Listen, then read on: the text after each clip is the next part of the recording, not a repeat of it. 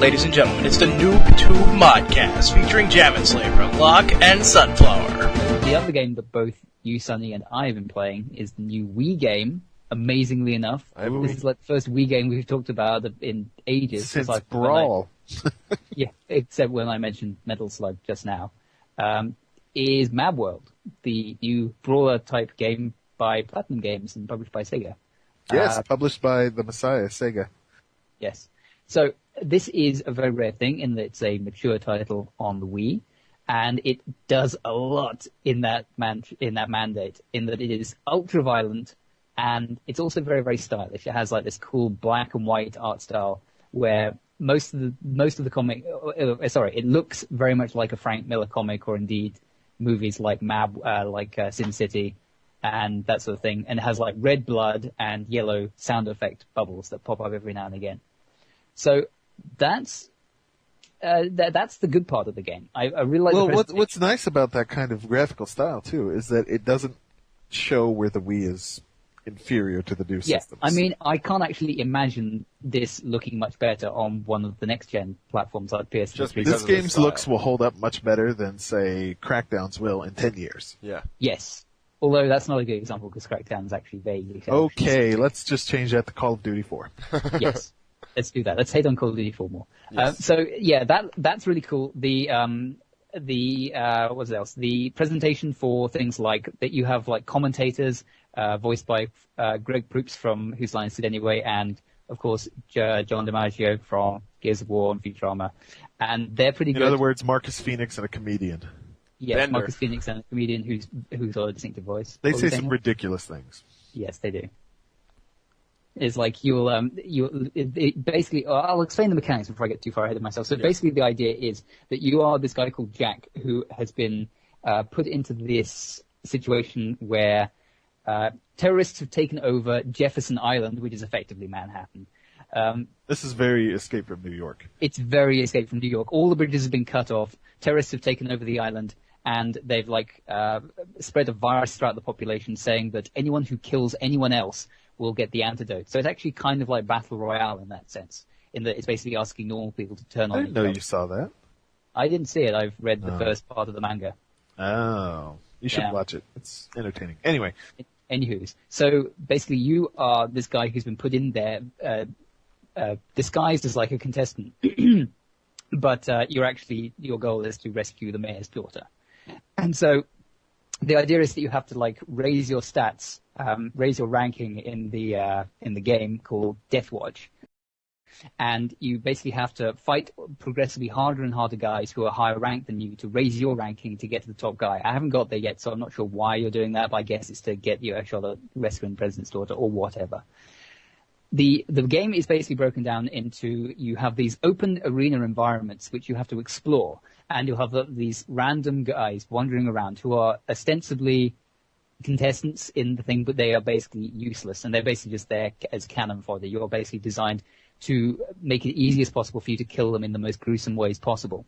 And the idea behind the game is you have to rack up points, and once you get above a certain points margin, different things will happen in the level. Like you'll unlock these dispensers will open which have new weapons inside or health items, or halfway through the level a bloodbath challenge will open up, which is like a mini game, and that will get you more points if you do that. And then at the very, very end, once you get the top points total, the boss battle will open up, and then you can activate that.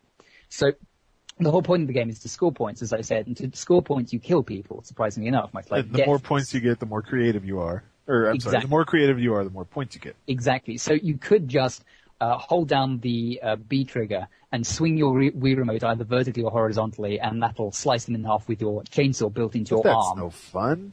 But that's no fun. So what you want to do? Slicing people in half is no fun. So what you want to do is grab a street sign and hold that, and then when you walk up close to the guy, it'll give you a Wii remote prompt. So it's usually like a vertical swing up or down, and then you'll stick the sign through their head. Then you can go and get a garbage can and put it on top of their head.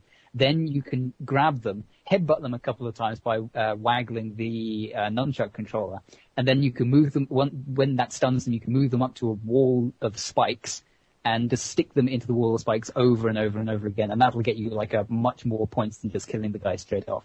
So basically the whole point of the game is to explore these environments and find out the different ways you can kill people, which are more interesting than just slicing them in half. You can completely, if you want to, just grind the level away by killing guys over and over and over again in the same kind of way. You're playing the game wrong. That's no fun. Yes. So you can do that, and the enemies keep respawning, so there's no, there is a time limit, but I've never once come up against that. Usually I've died rather than coming up against the time limit.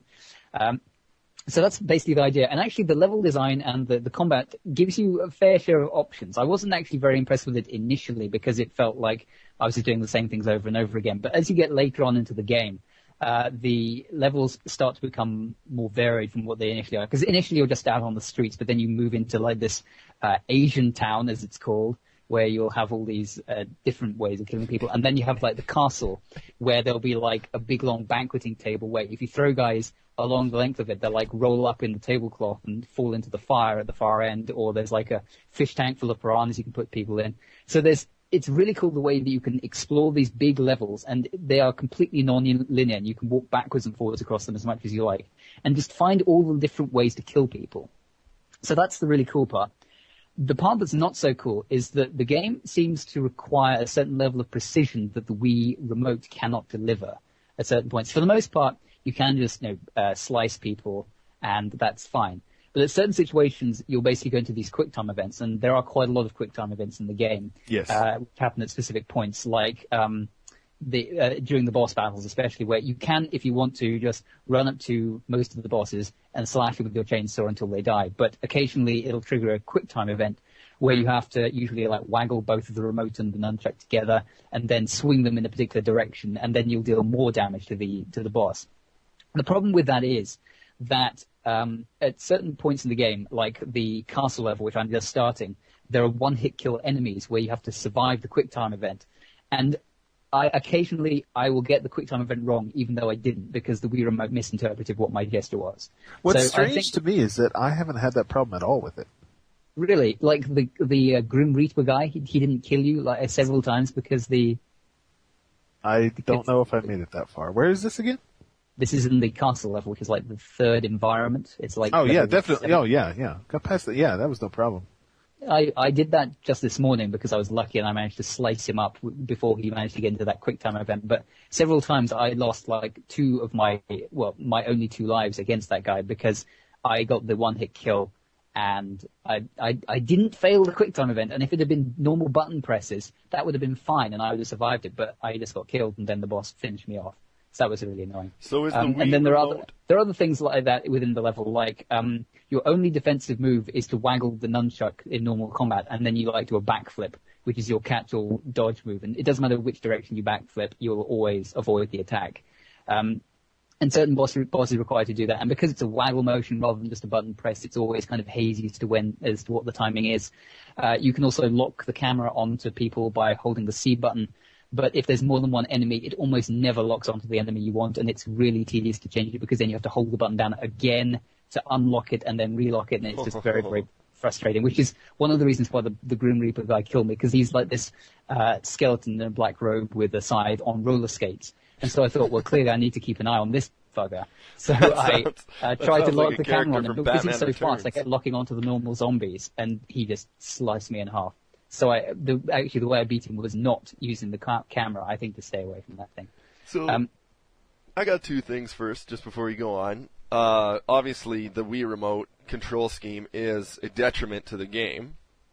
Is that fair assumption? I don't know. I think it is. I would really prefer the game to be played without any waggle controls, like using the classic controller or something. I disagree. So, Sonny, you like the waggling, you like to get into the experience and pretend you are actually throwing that stop sign? Well, that's not exactly how I feel. So, what are we saying? We're saying rental? Thumbs up rental? I'd say a thumbs up rental, yeah. It's a bit uneven, but it is a lot of fun to just beat guys with a chainsaw and then have them go onto a giant catapult and fling them at the moon and have them splat onto the side of the moon. Jolly good fun.